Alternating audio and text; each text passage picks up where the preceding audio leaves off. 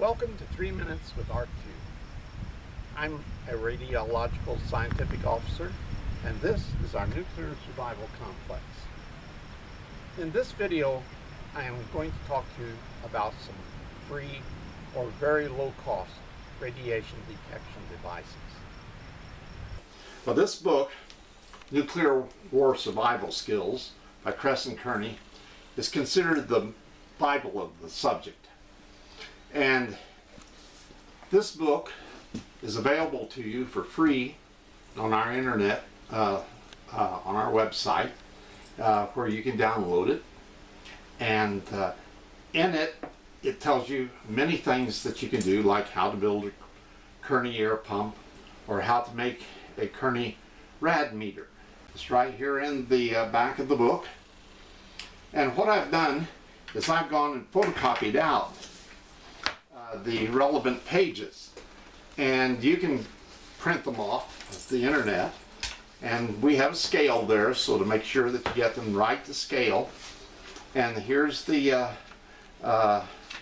diagrams that you actually cut out as your patterns, and I suggest that everyone do it ahead of time, because if you don't do it when times are like this, why you don't want to do it in more exciting times, let's put it that way.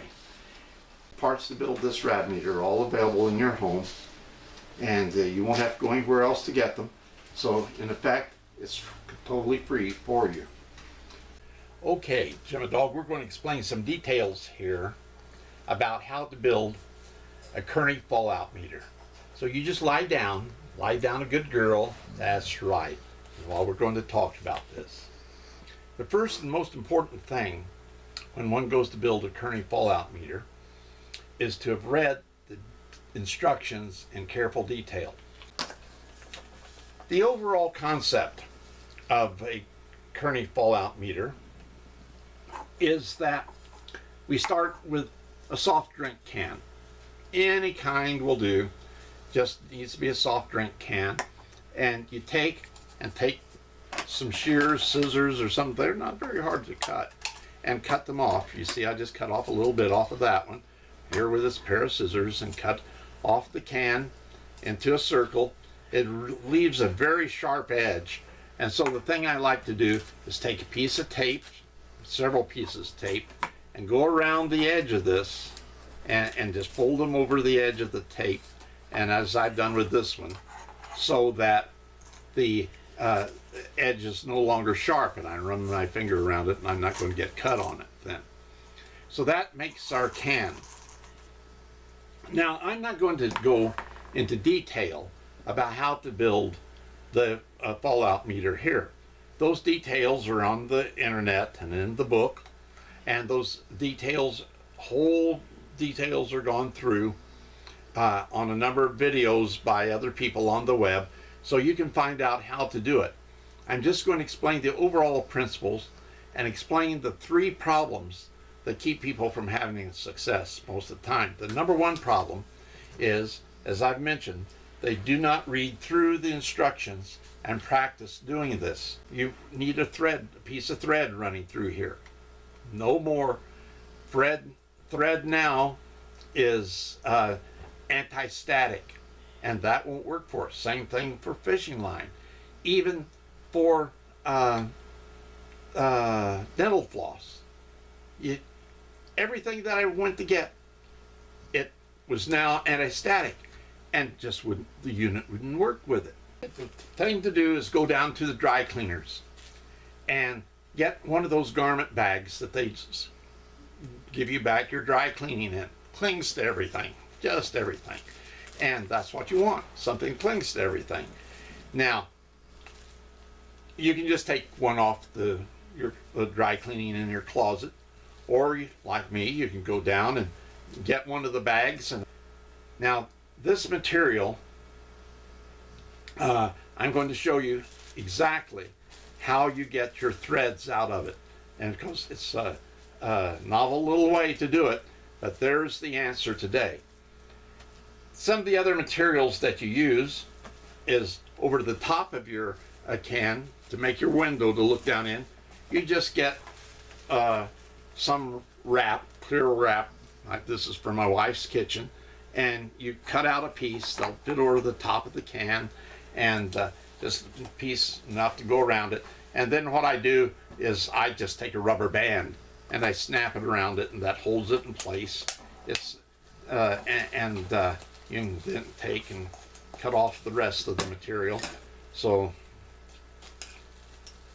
the way the thing works is that you have some measures that you put along on the top of this. Actually, you cut these out of your drawing here and put them on here, and it's really better to put them on the inside so you won't be able to touch them and get them off. Just tape them on the bottom inside here, and these are your gauges, your scale that you look along here to see this. How it works is that you have two little aluminum foils on the inside there.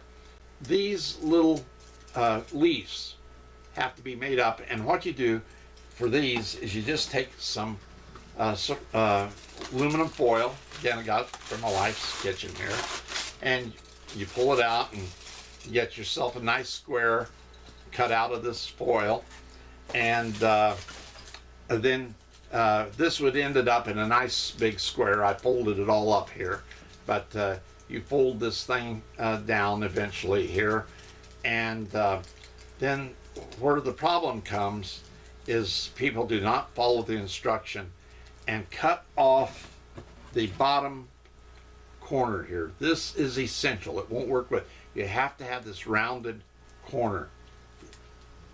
Having the wrong material for a filament, not rounding the corners, and not having read the directions carefully through are the three major errors that people make, and so that they don't get their Kearny Fallout meter to work. And these meters are perfectly good. They are more accurate than most of the meters that you will find commercially that cost you hundreds of dollars. And you can build this just out of materials around home. But one of the other things that you have to put down in this can is some drying material. I just have it right here that I've crushed up. Now, where I got this was just from some old wallboard from a Habitat for Humanity project that we had worked on. And here's this big chunk of old board.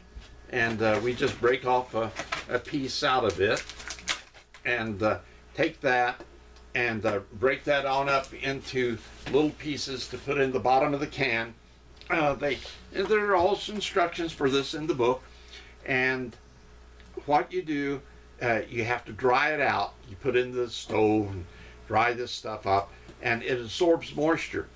Once your plastic cover is on here, held in place by the water, by the rubber band, and your dry material is in there, it absorbs all the moisture out of the air that's inside this can. And this is essential that it has this be dried out and has this absorbing factor. You can get other types of sorbent material, but that's the way that you can get it, just by scrap material you may find around home, and in an emergency one could tear it off their walls, but there it is.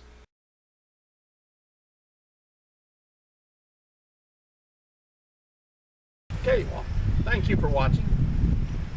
And please remember that Ark 2 is not just about your survival. It is about the reconstruction of society after its collapse or a nuclear war. It's the end of the world as we know it. It's the end of the world.